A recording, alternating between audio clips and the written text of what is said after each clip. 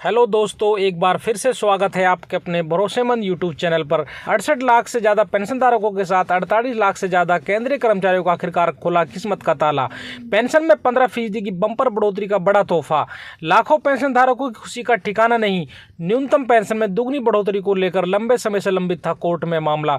बड़े इंतजार के बाद आखिरकार पेंशन बढ़ोतरी का रास्ता हो गया साफ। कर्मचारी संगठन और पेंशनभोगी मंच के लगातार दबाव के चलते वे आगामी लोकसभा चुनाव को देखते हुए केंद्र सरकार चौंकाने वाला फैसला। बड़े अरसे के बाद आखिरकार 18 माह बकाया एरियर भुगतान की मांग को लेकर केंद्र सरकार ने कर दिया एक तरफा फैसला। सुप्रीम कोर्ट का फैसला। देश को आर्थिक स्थिति के मद्देनजर एरियर को फ्रीज किया जा सकता है, मगर भुगतान करने से इनकार नहीं किया जा सकता। फैमिली पेंशन में बदलाव को लेकर बड़ी जबरदस्त अपडेट। फिक्स मेडिकल अलाउंस को लेकर पेंशन धारकों की हो गई मौज। फिटमेंट फैक्टर 3.68% करने की चली आ रही मांग पर जोरदार खुशखबरी। न्यूनतम वेतन बढ़ोतरी से कर्मचारी पेंशनों की हो गई मौज। डीए यानी महंगाई भत्ते के नए आंकड़े जारी होते ही हो गया डबल धमाल। कर्मचारी पेंशनर खुशी से झूमे। जानेंगे सभी खबरों को विस्तार से। सबसे पहले वीडियो को लाइक कर दीजिए, क्योंकि एक लाइक ही हमारी मेहनत का फल होता है। साथ में चैनल पर फर्स्ट टाइम विजिट किया है तो चैनल को सब्सक्राइब करके बेल आइकन दबा दीजिए, ताकि कर्मचारियों, पेंशनभोगियों और जवानों से संबंधित वीडियो को नोटिफिकेशन आपके पास पहुंचे सबसे पहले। तो चलिए जानते हैं खबरों को विस्तार से बिना किसी देरी के। सबसे पहले पेंशन धारकों को लेकर आई बड़ी खबर की बात कर लेते हैं। केंद्र सरकार के पेंशनभोगियों के लिए अच्छी खबर है। दरअसल केंद्र सरकार ने देश के 100 शहरों में 500 लोकेशन पर एक कैंपेन की शुरुआत की है। सरकार की ओर से जारी बयान के मुताबिक 17 पेंशन वितरण बैंकों, मंत्रालयों, विभागों, पेंशनभोगी कल्याण संघों, इलेक्ट्रॉनिक्स और सूचना प्रौद्योगिकी मंत्रालयों, यूआईडीएआई के सहयोग से 50 लाख पेंशनभोगियों को लक्ष्य बनाकर इस कैंपेन की शुरुआत की गई है। बीते 1 नवंबर से शुरू हुआ यह कैंपेन 30 नवंबर तक चलेगा। केंद्र सरकार देश के दूर दराज के इलाकों में रहने वाले पेंशनभोगियों, खास तौर से अति वरिष्ठ, बीमार, असक्षम पेंशनभोगियों तक जीवन प्रमाण पत्र जमा करने के डिजिटल तरीके का लाभ पहुंचाना चाहती है। जिन जगहों पर डोर स्टेप बैंकिंग सेवाओं का लाभ दिया जा रहा है, वहां बैंक शाखाओं में तय कर्मचारियों को एंड्रॉयड फ़ोन से लैस किया जा रहा है, ताकि जब पेंशनभोगी जीवन प्रमाण पत्र जमा करने के लिए शाखा में जाए तो इस तकनीक का उपयोग किया जा सके। इसके साथ ही बेहद बीमार, बिस्तर से उठने में असक्षम पेंशनभोगियों के डिजिटल जीवन प्रमाण पत्र जमा कराने के लिए बैंक कर्मचारी द्वारा उनके घरों का दौरा करने को कहा जा सके। इसके अलावा पेंशनभोगियों को बिना किसी देरी के अपने डीएलसी जमा करने की जानकारी देकर सक्षम बनाने के लिए शिविरों का आयोजन किया जाए। बता दें कि सरकार ने 2014 में बायोमेट्रिक उपकरणों का उपयोग करके डीएलसी जमा करने की व्यवस्था शुरू की गई थी। इसके बाद आधार डाटाबेस पर आधारित फेस ऑथेंटिकेशन टेक्नोलॉजी सिस्टम विकसित करने के लिए काम किया गया, जिससे किसी भी एंड्रॉयड आधारित स्मार्टफोन की मदद से जीवन प्रमाण पत्र जमा करना संभव हो सके। अगली बड़ी खबर की बात करते हैं। देश भर के लाखों पेंशनर के लिए एक बड़ी खुशखबरी है। दरअसल सरकारी कर्मचारी की पेंशन में जल्दी ही बड़ा इजाफा होने जा रहा है। सरकार पेंशन की लिमिट को बढ़ाने की तैयारी कर चुकी है, जिसके बाद अब सरकारी कर्मचारी की पेंशन दुगनी हो जाएगी। फिलहाल इस मामले पर सुप्रीम कोर्ट में सुनवाई चल रही है। अगर सरकार ये फैसला कर लेती है तो फिर आपकी सैलरी चाहे जितनी भी हो, आपकी पेंशन की कैलकुलेशन 15,000 रुपये पर ही की जाएगी। ईपीएफओ की इस वेतन पेंशन सीमा को खत्म करने का मामला चल रहा है। इसके साथ ही ईपीएफओ में पेंशन कैलकुलेशन पिछली सैलरी यानी हाई सैलरी पाने वाले लोगों पर भी की जा सकती है। ईपीएफओ के इस मामले के बाद कर्मचारियों को मिलने वाली पेंशन में बम्पर इजाफा हो जाएगा, जिसके बाद पेंशनर को ज्यादा पेंशन का फायदा देखने को मिलेगा। नौकरी पेशा कर्मचारियों को 58 साल की उम्र के बाद पेंशन का फायदा दिया जाता है। हालांकि इसके लिए कर्मचारियों का कम से कम 10 साल तक काम करने का भी अनिवार्य होना जरूरी है। ऐसी शिकायतें भी की जा रही है कि पेंशनभोगियों को पेंशन पाने के लिए लंबा इंतजार करना पड़ता है।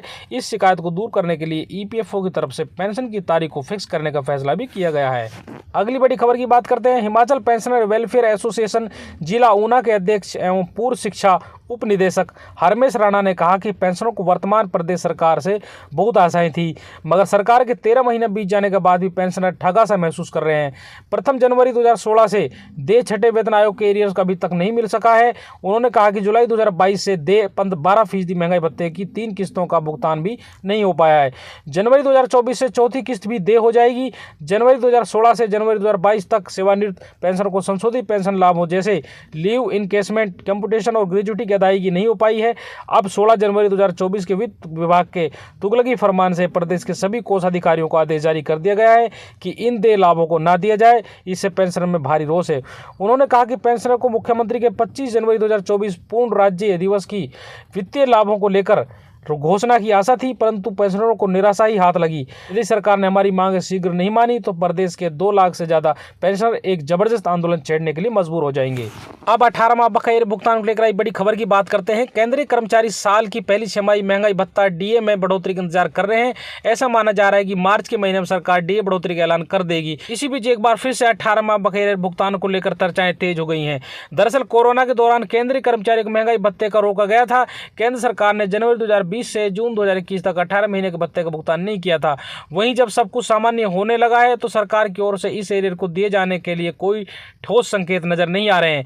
अब इस 18 महीने के एरियर को लेकर भारतीय प्रतिरक्षा मजदूर संघ के महासचिव मुकेश सिंह ने वित्त मंत्री निर्मला सीतारमण को पत्र लिखा है।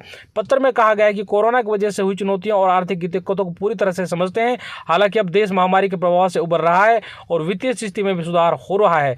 मुकेश सिंह ने आगे कहा कि महामारी के चुनौतीपूर्ण समय के दौरान सरकारी कर्मचारियों और सेवानिवृत्त कर्मियों द्वारा योगदान दिया गया।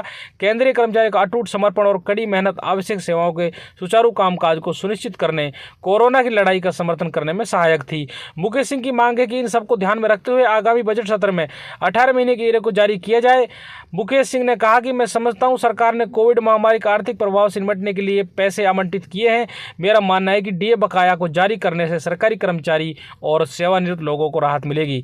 बता दें कि केंद्र सरकार आमतौर पर सालाना 2 बार जनवरी और जुलाई में महंगाई भत्ते में संशोधन करती है। केंद्र सरकार के कर्मचारियों के लिए भत्ता 40% है, जो पहले 42% था। अब एक बार फिर 4 या 5% बढ़ोतरी की उम्मीद लगाई जा रही है। इस बढ़ोतरी से लगभग 68.67 लाख केंद्र सरकार के कर्मचारियों और 67.95 लाख पेंशन भोगियों को फायदा देखने को मिलेगा। वैसे तो ये नया साल केंद्रीय कर्मचारी पेंशन की कई बड़ी खुशखबरें लेकर आया है। साथ में फिटमेंट फैक्टर को लेकर बड़ी खुशखबरी निकलकर सामने आ रही है। 7वें वेतन आयोग की सिफारिशों के आधार पर केंद्रीय कर्मचारियों की न्यूनतम सैलरी बढ़ाने के लिए फिटमेंट फैक्टर लागू किया गया। फिटमेंट फैक्टर लगने की वजह से केंद्रीय कर्मचारियों की न्यूनतम सैलरी सीधे 6,000 रुपये से बढ़ाकर 18,000 रुपये कर दी गई थी। फिटमेंट फैक्टर 2.57 गुना निर्धारित किया गया था। हालांकि सिफारिश के मुताबिक इसे 3 रखने की बात कही गई। अगर ये 3 होता है तो मिनिमम सैलरी 21,000 रुपये बनती है, लेकिन केंद्रीय कर्मचारियों इसे 3.68 रखने की डिमांड रखी। तब से ये मामला लंबित है। कई साल बीतने के बाद भी फिटमेंट फैक्टर को लेकर कोई बदलाव नहीं हुआ था, लेकिन अब बहुत अच्छी खबर निकलकर सामने आ रही है। केंद्रीय कर्मचारियों के लिए उनका फिटमेंट फैक्टर वाइज होने वाला है। सूत्रों की माने तो सरकार कर्मचारियों को खुश करने की तैयारी में है। ऐसे में उनका फिटमेंट फैक्टर 2.57 गुना से बढ़ाकर 3 गुना किया जा सकता है। हालांकि ये मौजूदा मांग से काफी कम है, लेकिन 3 गुना होने पर भी कर्मचारियों के पेमेंट के हिसाब से अच्छा खासा इजाफा होगा। 7वें वेतन आयोग सिफारिशों के मुताबिक फिटमेंट फैक्टर 2.57 गुना है।